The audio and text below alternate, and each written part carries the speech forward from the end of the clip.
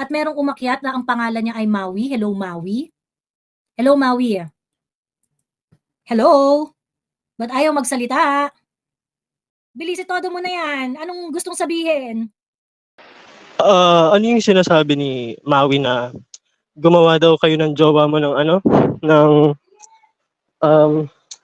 tawag Sinong dito? Maui? Sinong Maui yung tinutukoy mo? Yung best friend mong si Maui. Wala akong best friend na Maui. Hindi ako nakikipagkaibigan sa Maui. Hindi, kasi pinapanindigan niya yung kwento niya na nagnakaw ka ng 30K. Hindi ako nagnakaw ng 30K. Kanina nag-live siya. May Wala pinakita siyang screenshot. Wala akong pakialam sa live niya. Wala akong pakialam sa live niya. Huwag niyo nang dalhin yung live niya dito sa live ko. Well, her words against yours talaga. Sino yung ninakawan ko? Ipakita niyo sa akin, asa ng resibo, yung nagnakaw, papuntahin niyo dito, ibigay sa akin yung transfer, itatransfer ko live. Kung meron akong ninakaw. Wala naman sigurong magnanakaw nang magbabalik ng ninakaw niya, di ba? Ako! Kung pinagbibintangan niyo ako na ninakaw ko yan at mapapatunayan niyo, ibabalik ko. Live. Dito. So, bakit ayaw mo daw isin yung mga message niya? Bakit ko isisin yung mga message niya? Magkaibigan ba kami? Hindi, tungkol nga dun sa accusation about sa 30K. Eh bakit yung meron bang probative value yung accusations niya? May pinakita siyang screenshot kanina. Ano yung screenshot niya? Conversation mo at saka nung OFW. Oh. Ako at ang OFW. Yung OFW na yan, dalhin nyo dito. Sabi ko nga, kung merong ninakaw, dalhin nyo dito, ipakita nyo yung resibo na tinransfer sa akin, I'm going to transfer it back live dito sa aking instantly dito sa live gagawin ko.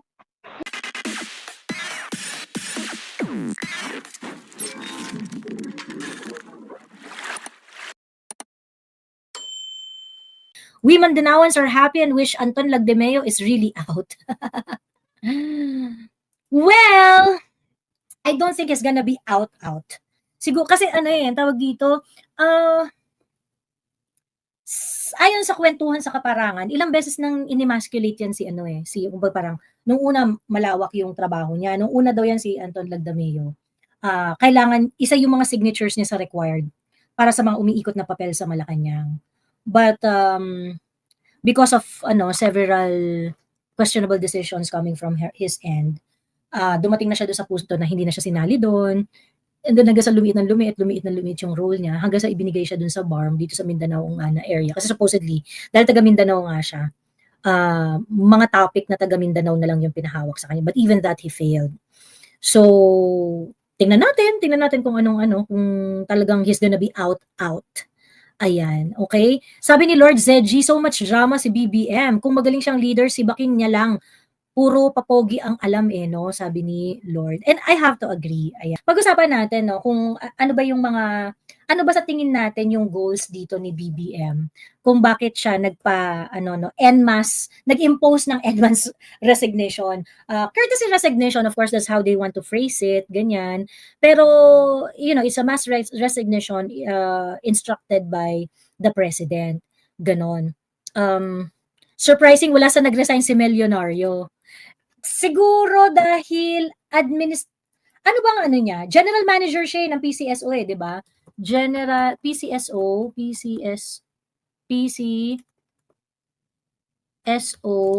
ayan. Siya yung highest executive official sa PCSO. Pero yung PCSO kasi may board yan di ba?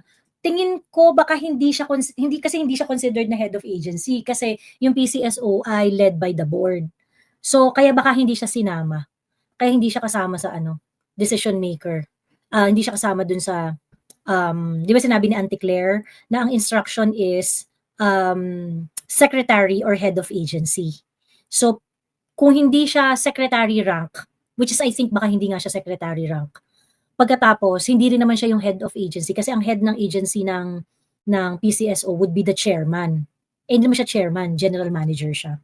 So yun. Pero interesting question kasi na-spare dito si Mel Robles. Ayun. Ma'am, invite mo si Miss Kiffy. Mahihain kasi siya at saka hindi talaga siya sa live. Siguro yung in person, yung mga biglaan, ayun. bongga. Pero nahiya daw talaga siya yung parang if she's going to do it seriously. Kaya pa nag-live siya panay kulit-kulit eh, 'di ba? Ayun. Sabay-sabay po tayong manood ng The Final Resignation Destination. Mukhang moro-moro lang 'to si BBM. Sabi naman ni CZ, ayan, okay. Larry Gadon also, meron pang patawa si Larry Gadon ngayong araw na 'to. Kasi apparently, in-inform pala niya yung mga media personnel na hindi siya kasali dun sa pinagre-resign. So ngayon kinorek siya ni Auntie Claire, sabi ni Auntie Claire, "Ay kasama ka." Kasi lahat ng secretary at saka secretary rank, secretary rank ka, o edi kasama ka sa pinagre-resign. Ganon. Okay, well anyway, let's just let's try to process itong pinagagagawa ng presidente. Ang kasi dito, isa sa mga issue dito is ano ba yung goal? Bakit mo pinagre-resign? Bakit all of a sudden? Anong nahit-hit mo, BBM? What are you smoking? What are you smoking? Bakit ano namang pumasok sa kokote mo at gusto mong pag-resignin lahat? Well, kasi ito, en masse to eh. Kumbaga lahat gusto niya mag-resign eh. Lahat ng secretary niya gusto niyang mag-resign eh. So, kumbaga sa isang banda maiisip mo, this might affect the stability of the government, ganyan. Although, ang chika naman nila is that hindi ka naman tatanggalin hangga't wala kang kapalit. So parang medyo talagang malaking part nito is drama. Malaking part talaga nito is drama. Kasi parang, mag-resign kayo lahat, pero pagka tinanggap yung resignation nyo, hindi naman kayo titigihin hangga't wala kayong kapalit. Ganun yung etos balungos ng administration. So ngayon, mukhang merong mga tatanggapin, merong mga hindi tatanggapin. That is something that is interesting to see how it's going to unfold in the next coming days, ganyan. Okay, ang sinasabi ni BBM is that kaya niya pinapa-resign lahat ng mga tao ay dahil nakikinig siya sa taong bayan. Because of the result of the election at unsatisfied yung mga tao, then he has to listen down to the Filipino people because the cabinet is not delivering his cabinet members are not delivering what they are supposed to deliver. Ganyan. Okay. Ang ganda sanang pakinggan na, ay wow, finally nakikinig na yung BBM administration. Finally kinukonsider na nila yung boses ng bayan. Ganyan. Ako, I am particularly visit talaga dito kay BBM at saka sa mga decision making niya. Kasi, remember, nung lumabas yung issue ni Cristina Frasco on the Love the Philippines, sabi ko nga ako, binoto ko si BBM I started as someone na merong trust. Kaso inubos nitong tangang to yung trust ng mga kagaya ko. 'Di ba? Yung mga taong bumoto sa kanya, inubos yung trust. And I think isa sa mga major drivers ng pagkaubos ng trust ng mga taong binoto siya ay yung fact na hindi siya nakikinig doon sa mga criticism sa kanya early on sa kanyang administration. Cristina Frasco should have been fired nung Love the Philippines days pa lang. She should have been fired. Ang ginawa niya, inintay pa niya ng inintay. So, ang dami ng kagagahan ni Cristina Frasco sa DOT, ang dami niya mga etos balungos, ganyan. And this bitch is trying to make it appear na parang ang laki-laki, ang bongga-bongga ng trabaho niya at napaka-importante ng mga pinagagagawa niya sa DOT. Yung pa isang nakakasuka. We are not up until now, we are not at pre-pandemic levels when it comes to tourism. Okay? And the way Cristina Frasco speaks about her performance, so parang, ay marami kaming na-contribute sa trabaho, marami kaming na-contribute sa ganyan, ganyan. Bakla, hindi mo gawa yun. Cristina, makinig ka. It's not because of you. It's because tourism is really poised to contribute in job creation. Hindi ikaw ang dahilan kung bakit nagko-contribute ang tourism sa job creation. It is the nature of tourism, engot. 'Di ba? So ngayon itong si Cristina Frasco, I was calling for her resignation before. I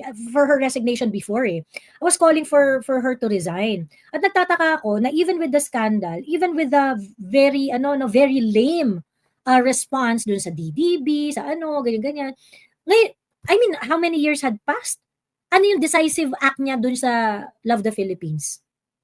Eventually, yung kanyang yung kanyang parang chief of staff, si Attorney Bathan, nagkaroon siya ng parang controversy with Attorney Regal Oliva. Wherein ini-store parang ano 'no, yung conversation between Attorney Regal and dun kay Bathan na, "Oh girl, ganyan-ganyan, ang tawag dito, meron ako itatanong, nandito ako sa Japan, ineme, ganyan-ganyan." And then, 'to si Bathan, sumagot siya na parang, "Ay, i-stop ko ang very, very important meeting para lang matulungan ko, ma-assist ko ang kaibigan kong nagugutom na naghahanap ng makakainan sa Japan." Ganyan. And it was really embarrassing. It was really embarrassing 'no, kasi parang bakla alam namin nagkukulitan kayong magkaibigan, nagbabaklaan kayo diyan, and probably your friendship is really ano 'no, very, tight. Your friendship is really tight. Pero eto naman si Bathan, "Baks, hindi ka puwedeng gano'n, hindi po puwedeng magre-react ka dun sa sambayan ng government official ka, ta's sinasabi mo na ano," you know, you remember that 'di ba? You remember that, scandal. And so later on, finire na 'tong si Bathan, gano'n. At that point sinabi ko na nga, eh, kung dati pa lang finire niyo na 'yan, di sana nabawasan ang sakit ng ulo si BBM, 'di ba? Pero di niyo ginawa, ayaw niyong makinig, ayaw niyong makinig. Oh, anyway, ayun na nga, so gano'n ang nangyari dito kay Cristina Frasco, ine-etchos-etchos na tayo tungkol sa mga achievements niya, sa mga kagagahan niya. I'm so sorry madam, wala kang earth-shaking initiative sa tourism. Yan yung pinagmamalaki kasi ni Cristina Frasco na, marami kaming na-contribute na jobs para sa ekonomiya, box. Yun kasi ang nature ng tourism. Quick employment. Okay? It's a low-lying fruit. So, ibig sabihin, it is not because of you kung bakit nakakapagbigay ng trabaho ang tourism. Ayan. So, anyway, kasama siya dito sa mga nag-tender ng resignation, ganyan-ganyan. Let me just go back doon sa drama ito. Kasi, they are trying to address the massive discontent and dissatisfaction of the Filipino people sa BBM administration. So, gusto nila may gagawin. Okay? So, they already tried the makikipagbati route. Okay? They already tried itong yung ayaw ko na kaaway. And then, ito nga na parang magbabangis-bangisan si BBM na, sige, tatanggalin ko na tong mga malas. Ayan. But the problem is, actually, sa buong cabinet ni BBM, like for example, Sec Amina, Sec Balisacan, sila Vince Hizon, na medyo bago-bago lang na in-appoint, ganyan. If you're going to look at their performance, eto naman yung mga cabinet members na, yung nagpe-perform naman, yung meron namang ginagawa, yung nakikita mo na, you do not agree with them, pero makita mo na, and I kind of felt na, yung ibang mga cabinet mo na in-appoint dito, nung time na bati-bati pa tayo, they are actually good picks. They are actually good appointees. Ngayon, after we have seen all your capacity, your performance, sino kayo iniisip ni BBM na maa-attract niya ng mga technocrat na magjo-join ng kanyang government, 'di ba? Parang weird. Parang ano ba 'to? Parang sa isang banda iniisip ko, maybe this is the way of BBM kasi alam niya na nag-fuck up siya, eh. Alam ng BBM administration na nag-fuck up sila. And I don't think at this point, while siguro parang tina-try nilang i-revive or i-reverse yung galit ng tao sa kanila, feeling ko sa isang banda ng isip nila na, putya, hate na tayo nitong mga 'to, eh, baka let's just do whatever we want. Alam mo yun? Meron akong, sa isang banda ng utak ko, feeling ko, this is BBM who's trying to exploit all the possible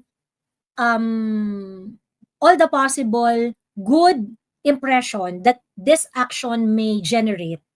But at the same time, they are opening a way para magawa na nila lahat ng gusto nila. Ganon. So, i-appoint na nila kung sino yung mga gusto nila. And this is kumbaga ito yung justification. So, hintayin natin, baka mamaya, dyan sila Paquito Ochoa, yung mga yellow people. Sila Mar Rojas, 'di ba? Malamang baka gano'n na yung maging dyan. Maging gano'n na yung kembot nila dyan. And I really feel na ito na yung iniintay nila BBM at saka nila Lisa na pagkakataon na ilagay dyan yung mga taong gusto talaga nilang ilagay. Kasi the reason why Mar Rojas was not appointed for a very, very long time, despite the never-ending murmurs na i-appoint na siya talaga. Dahil syempre dilaw yan eh. 'Di ba? Supposedly, ikaw BBM, kaya ka binoto dyan dahil galit nga yung mga tao sa dilaw. Supposedly, kaaway nyo yan. Ganyan. Sabi ni LDC, sayang si Vince Dizon, but no love lost ako kay Gatchalian. He allowed DSWD to be used by admin candidates during elections. Hirap makipagsabayan ng mga walang pera. True. Ayun. These secretaries are supposed to have political capital in their own baluarte, but the result are not good. A question of loyalty and ability to hold their people. Ilalaglag niya lahat ng mga natalong alyansa. Unipink era na, sabi ni John Zaff. Oo. Mas alam magpa-fuck up pagdilawan, sabi ni Paul Bryan ko. But, they do not really care if they're going to mess up the government or not eh. I think from this moment on, they're just thinking about politics. They are looking at 2028 already. And siguro nakita na rin nila yung number na they have no choice but to consolidate eh. Itong yellow at saka itong mga reds. Itong yellow pigs at saka mga reds. Because only if they're going to unite, dun lang sila may chance manalo sa mga Duterte supporter base. Tapos yung Duterte supporter base at saka yung itong Unipink nga na ito, unahan tayo kung paano i-convince yung mga independent, which is around 30%. Kaso pagdating dun kasi, may bentahe tayo dun eh. Kasi marami mga Duterte supporter, hindi naman umaamin na Duterte supporter. As in, sabi nila independent sila. Si Ate MJ nga, independent yung category niya sa sarili niya eh. Di ba? Di nga niya tinatawag na DDS yung sarili niya. Ang category nga ni Ate MJ sa sarili niya is ang tawag dito, independent. Ayun. So anyway, I think parang hindi priority dito yung hindi priority dito yung magpa-fuck up o hindi na nila consideration yan, I'm very sure. Kasi nga in the first place, itong imposition ng courtesy resignation, ano exactly yung ina-address? 3 years already passed. Okay? At this point, pag magpapa-resign ka or magpa-fire ka ng mga tao or sasabihin mo, mass resignation tayo, ganyan-ganyan. You could have at least demonstrated where we fail. Pero hindi eh. Perception lang ng tao yung basis mo eh. Noong 2022, ano yung mga goals mo na sinet na hindi na-achieve ng mga cabinet members mo? A good leader and the one who's very decisive and the one who's in control. If magfa-fire ka ng mga tao or magpapa-resign ka ng mga tao in the middle of your term, meron ka dapat na baseline na. So at this point, dapat, ang sinasabi niya si Cristina Frasco, ifa-fire ko to kasi ang usapan by the second year or the third year, pre-pandemic levels na tayo pagdating sa tourist arrival eh. Kaso hindi niya na-achieve, ganyan. Ganun dapat. So sabi ko nga, kung meron mang napatunayan itong mass resignation na ito, ang pinatunayan lang nito, si BBM, wala siyang idea sa ginagawa niya. Wala siyang idea. He's just responding based on perception. Natalo siya sa eleksyon dahil ang perception ng tao sa kanya, wala siyang ginagawa. Hindi niya na-achieve yung goals. At ang reaction niya, sige, tanggalin ko sila. But wala siyang, hindi niya in-operationalize exactly kung bakit. At this point, BBM, you should be talking about targets that weren't met. Di ba isa sa mga pangako, for example, si Azucar, di ba? May target ka dyan eh, sa DASUD, sa Department of Human Settlement and Urban Development, may target ka dyan eh. Why ask for sabi ko, tama si Sir Pokis eh. Yung sabi niya, ang message sana, if message lang rin naman ang gusto niyo iparating sa mga tao, what you could have done is to fire people. And if you're going to fire people kasi, you need to provide reasons. Right? If you're going to fire people, you have to provide reason. Okay, Secretary Cristina Frasco, I am firing you because of this. You weren't able to meet the tourist arrival target as promised in 2022. Anong petsa na? Hindi mo pa nagagawa. So, pa-fire na kita. Okay, ikaw Azucar, accusar. Okay? Ikaw Secretary Accusar. Ang target natin is ganito, nag-modify tayo ng target, hindi mo pa rin namimit, fire ka na din. Diba?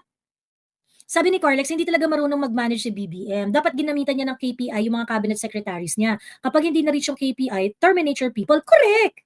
Terminate your people. Mag-set ka ng standard. Kasi kung ganito, na parang, you're just deciding based on politics eh. You're not really deciding based on supervising and managing these people. 'Diba? Obvious na you have no idea with what you're doing in the past few years. At ang mali mo dito, kung talagang nakikinig ka sa mga tao, actually ang clamor namin is for you to step down. 'Di ba? For you to step down. Pero naiintindihan namin na kupal ka, hindi ka magre-resign. But anyway, if the narrative is dictated by us, what we want is for you to resign and let Sarah lead, no? Kasi si Sarah magaling na manager yan eh. 'Di ba? Ayun. So, kung talagang seryoso si BBM na i-solve yung mga problema ng bansa, kaya ito yung rutang pinili niya para bigyan ng solusyon yung mga problema ng bansa. At least man lang sana in-identify niya, no? Like for example, itong mga sinabi nga niya na kunwari kay ES Bersamin, ganyan. Ano exactly yung problema mo kay ES Bersamin? 'Di ba? Ano exactly ang ginawa niya kasi gusto niya ng blanket. And what I notice about the BBM administration, they always want blanket reasons and blanket explanation for everything. And this is a badge of a person na tamad. Ito talaga yung parang lahat ng problema, lahat ng issue, gusto nila one size fits all yung response. Ganon. There is a huge clamor nung nag-hearing yung ate nito ni BBM. Ako nga sabi ko nga gusto niya na bigyan ng importance yung kanyang gusto niya bigyan natin ng credence yung kanyang ayaw niya nang makipag-away. Dapat nakinig siya sa ate niya. Yung ate mo, binigyan ka na ng tsansa na itama yung mali mo, Bongbong Marcos. You could have repudiated yung actions ni Boying Rimulya, ni John Vic Rimulya, ni Lacanilaw, ni Marbil, ni Torre, nila Anyo, and whoever involved doon sa kidnapping ni PRRD. Binigyan ka na ng pagkakataon ng kapatid mo na i-repudiate yung mga actions mo, yung mga actions ng mga cabinet mo, pero hindi mo ginawa.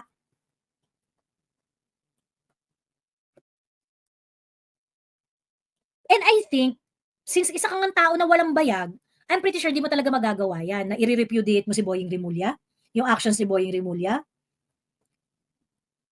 Mukha naman kasi talagang out of character ni BBM yan. But I mean, if you want us to believe you, yun na dapat, nakinig ka dapat sa ate mo eh. Hindi ka nakinig sa ate mo. Ni-ready niya na yung stage para sa'yo eh. Tanga ka. Hindi mo na-gets. Hindi mo na-gets yung, yung lead ng ate mo. O so ngayon, kasalanan mo yan. Ikaw na yan. 'Di ba? Ngayon, isang aspect nitong I think, number one, they want a blanket response to everything. Ang tawag dito, palpak po ang mga desisyon ng okay, kaya nga finar ko na silang lahat eh. So, that would sound as if meron siyang ni-resolve. Ganon. Sabi ng ate mo, ganito, yung mga problema, okay, kaya nga finar ko silang lahat eh. Yung mga tao po, hindi po nagugustuhan ang inyong mga kinembot. Kaya nga, finar ko silang lahat eh. Pinag-resign ko silang lahat eh. 'Di ba? Gusto nila nung just like how they approach criticisms. Kapag kinikriticize sila, may binabato sa kanila, ang response lang nila, fake news yan. Tamad. 'Di ba?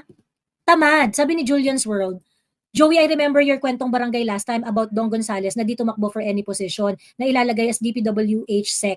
Baka ito na yung time na yon. Yeah, I think there are so many pwesto that are already promised. And the thing is, dahil nga weak itong si BBM, hindi siya yung confrontational, hindi niya po pwedeng sabihin kay John Vic Rimulya na, John Vic, baba ka na kasi appoint ko na si ay, sino ba si Bunuan pala? Bunuan, baba ka na kasi a-appoint ko na si Dong Gonzales. Ganon. Hindi siya ganon eh. Hindi siya confrontational eh. So, kailangan niya ng drama in order to do what he needs to do. Ganon. And I feel that ang iniisip nila, itong specific na gulo na ginawa nila na to, itong kaetyosa na ginawa nila na to, ito yung magsiset ng stage para ma-justify yung pagpapalit nila ng mga tao. And it's going to be a massive, exodus. And ano ba naman, wala na yan eh. They're not thinking of solving the problems anymore eh. I think they're just going to put key personnel in order for them to do whatever that they want to do in the government. Kasi 3 years na lang ang natitira. So, ako, I expect, after this exodus, okay, after this mass resignation, okay, they're going to put people who are loyal to them so that they can do whatever they want. They can siphon the money of the National Treasury in any shape or form because they're going to put people that are ultra loyal to them. And it's also a moment para bilhin ni BBM ang lahat ng kaluluwa ng mga yellow pinks na gustong makinabang dito sa kabuktutan ni BBM. I really think that that's that's going to be, kasi kung interesado ka talaga to solve the problem, kung interesado ka talaga na na humanap ng solusyon, what you could have done is a performance review, 'di ba?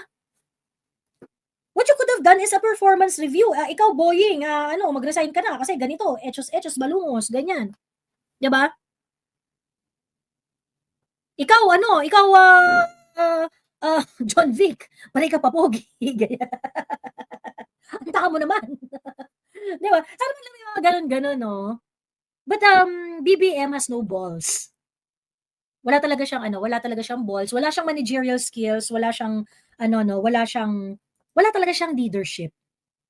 And I noticed, meron akong mga nakitang mga pink posts. Meron akong mga nakitang pink posts who are trying to romanticize this action of BBM. Yung parang, they want to sell it as if napaka-honorable ng ginawa ni BBM, na wow, talagang grabe, pinapakita nito na sincere talaga siya sa pagbabago na pagpapabuti ng gobyerno, yung mga ganong kabulshitan. Yung mga yung mga pink kasi, kaya ayoko ng mga pink, kaya ayoko ng mga yan. Isa sa mga problem ko sa mga pinks at saka sa mga yellows is, they look at the form above anything else. They look at the form, okay? And they undermine substance.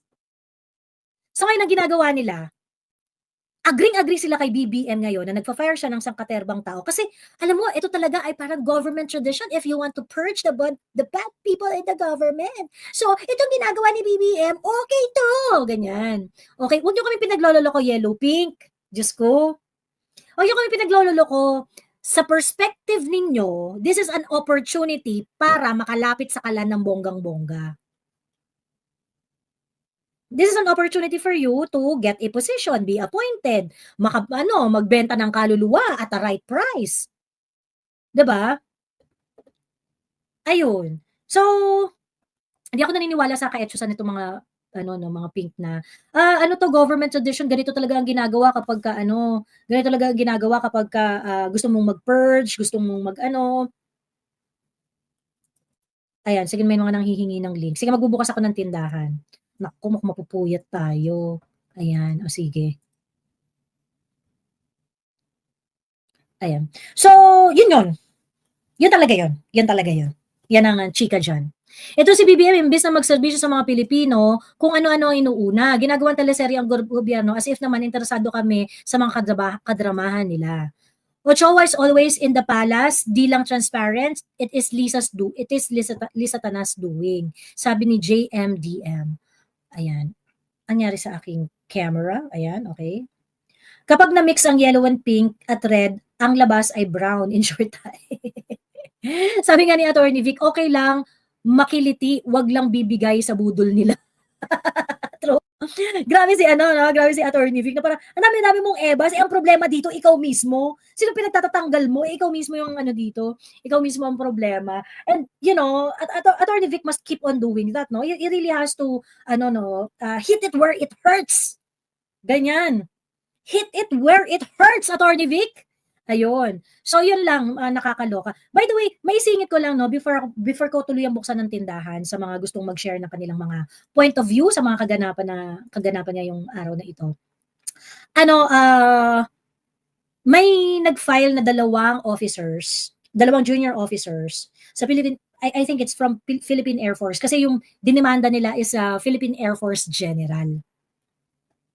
Nakaapelido ng isang Cabinet Secretary. Ayan. Yun siya. Dinemanda ng sexual assault sexual assault. Ayan. So yun, and ano this is happening for medyo matagal na nangyayari 'to, and, ang kwento sa Kaparangan, ni-report na ito dun sa kanilang chief of staff before. Ngunit the chief of staff ay kaibigan nito ni General ng Philippine Air Force at hindi nila pinansin. Ayun, gano'n. So, actually, malaking ano 'yan, ang tawag dito, parang ang question diyan si Browner, eh. Uy, general daw yung ano, ni-report ng ano, inquirer, eh, ay ng GMA, eh. General ng Philippine Air Force ng sexual assault ng 2 junior officers. Matagal na 'to, actually matagal na 'to. May mga nagchu-choose na sa'kin nito even before, eh. Even before pa magdemanda. And, yung dalawang junior officers, you are very brave in doing this. Tama po. Kasi apparently medyo rampant pala ito 'no, sa military. Rampant ito sa military. They really use their power and their, position in order to bully their way para makakuha ng mga sexual favors dito sa kanilang mga ano, para sa mga kanilang mga, anong tawag dito, subordinates. Ayan.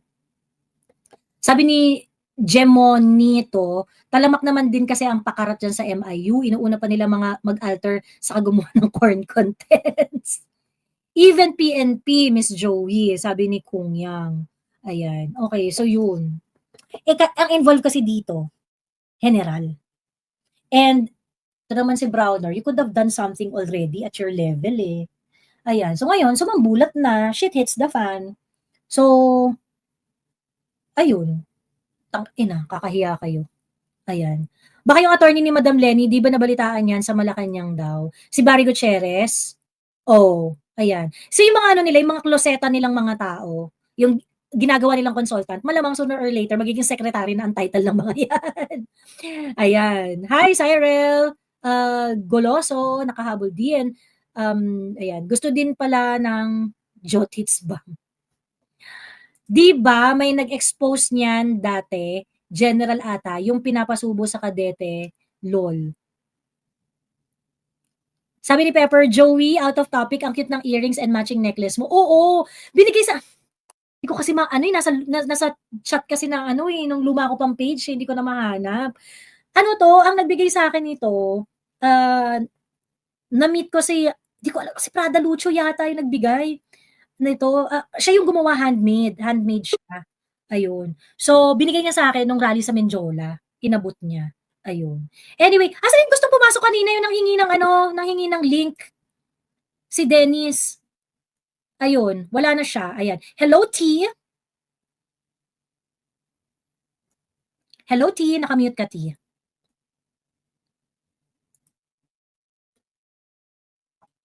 Hello, T. Ayan, T, nakamute ka ha. Ayusin mo muna yung iyong ayusin mo muna yung iyong audio. Ayan, masyadong kampante sa strategy ang gobyerno para talaga ma-impeach si VP Inday. 'Di ba sila natataranta sa magagawa ni VP Inday? Mas ako natatakot kung anong kaya i-prepare at i-reveal ni VP Inday, sabi ni Wenshan. Well, alam mo, Wenshan, I think natataranta sila. Kasi, unang-una, supposedly dapat yung impeachment sa ano pa yan eh, sa July pa yan mangyayari eh. When Inday was interviewed and she mentioned about bloodbath, ganyan-ganyan. I think, meron na push na button dyan si Inday, kaya meron silang mga decision na mga, kakaiba this past few days. Ayan. Meron silang mga decision na kakaiba. Like, for example, yung pa-interview ni Bongbong kay Katunying, yung pagsulat ni Chis Escudero. By the way, Chis Escudero already said ayaw niya. Diba? Paulit-ulit na ito si Chis Escudero, hindi talagang pagkakatiwalaan tong ungas na to eh. And sa totoo lang, it is very it is very underrated. Pero si Aimee, binalatan niya ng buhay yan si Chis Escudero. Isa sa mga importanteng ginawa ni Aimee doon sa isa sa mga importanteng ginawa ni Aimee doon sa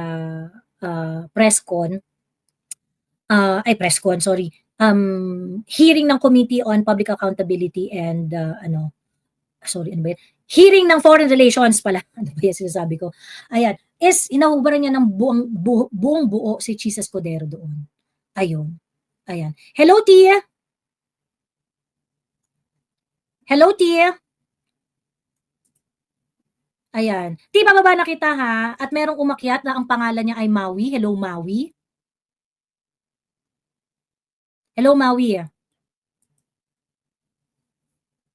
Thanks, Joey, sa pagbibigay ng pansin. Watching from Taiwan po. Kung tukuyan si Lisa. Ayan. Hello, Maui.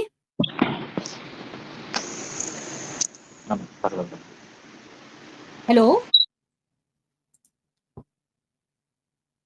Hello? Ba't ayaw magsalita?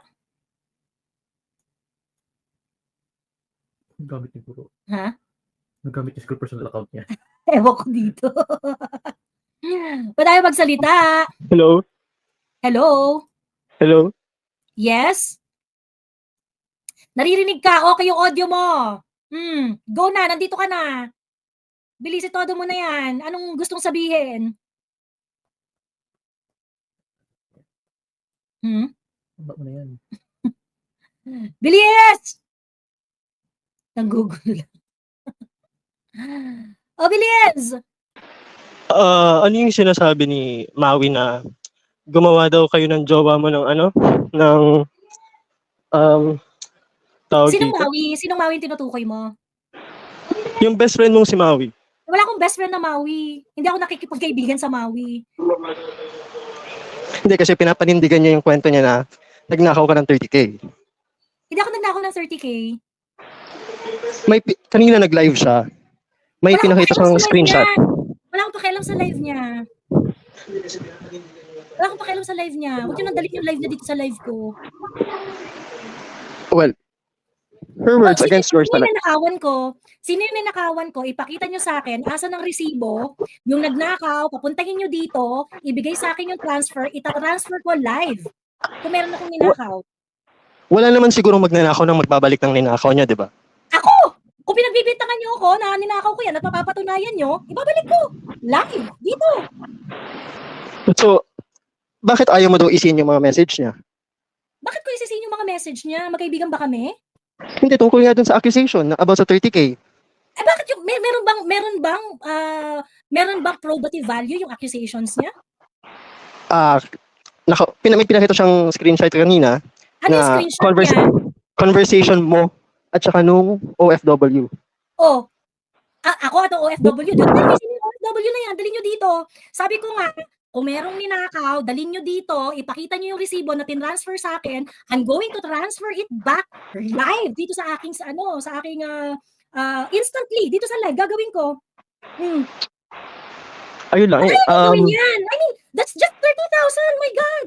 That's just 30,000. I can transfer it anytime. You just have to prove. That is all you need to do. Hindi kasi, Joey, Bakit hindi nyo magawa? Ngayon, ikaw, P, aakyat ka dito talking about it as if merong weight yung mga bintang. Hindi kasi, palagi niyang sinasabi, so ibig sabihin totoo. Mag-iisip ka ba? Kung ako, magnanakaw ako, ilang beses ko nang sinasabi yan, pagkatapos kayo, bigay ng weight sa sinasabi ni Maui, kayo yung may problema sa utak. Kayo yung mga tanga.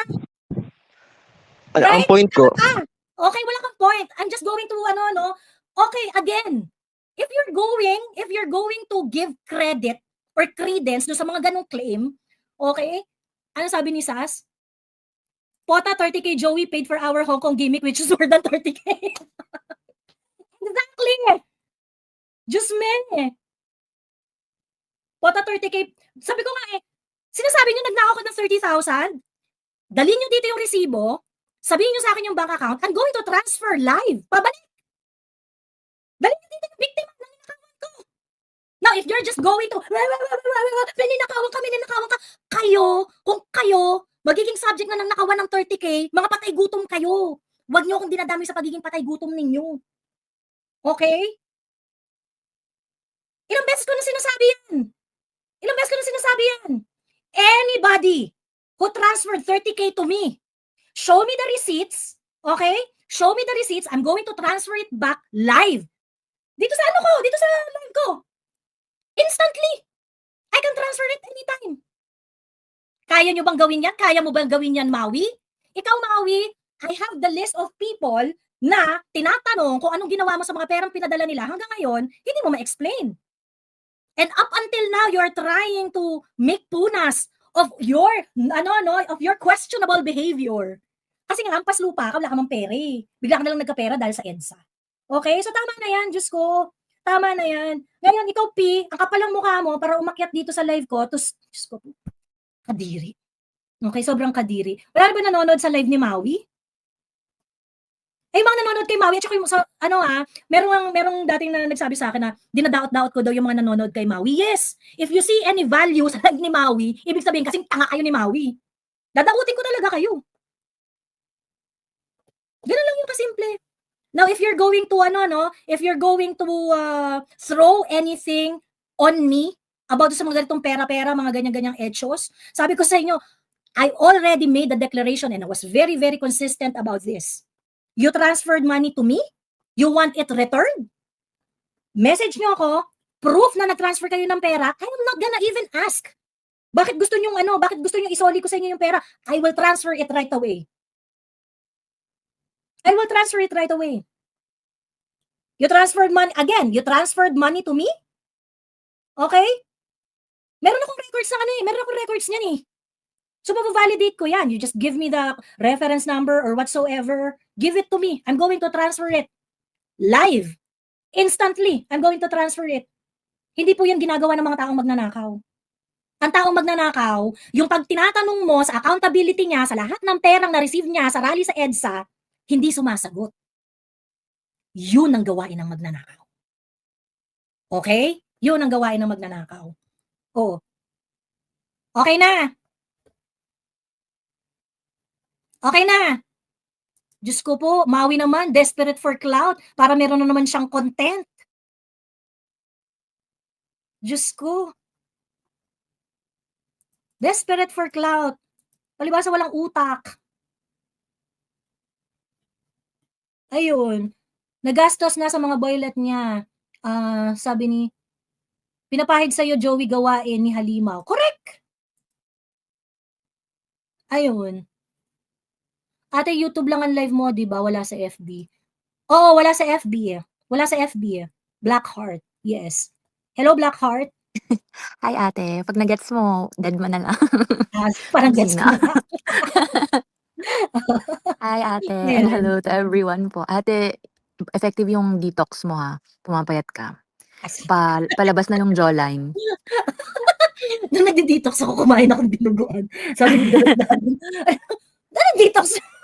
Ano detox yung pinagsasabi mo? Nakita kita kumain ka ng dinuguan. Baka wala namang rice, pwede na yun. May rice din. Oo. Ayun. Hello, ka-moisture.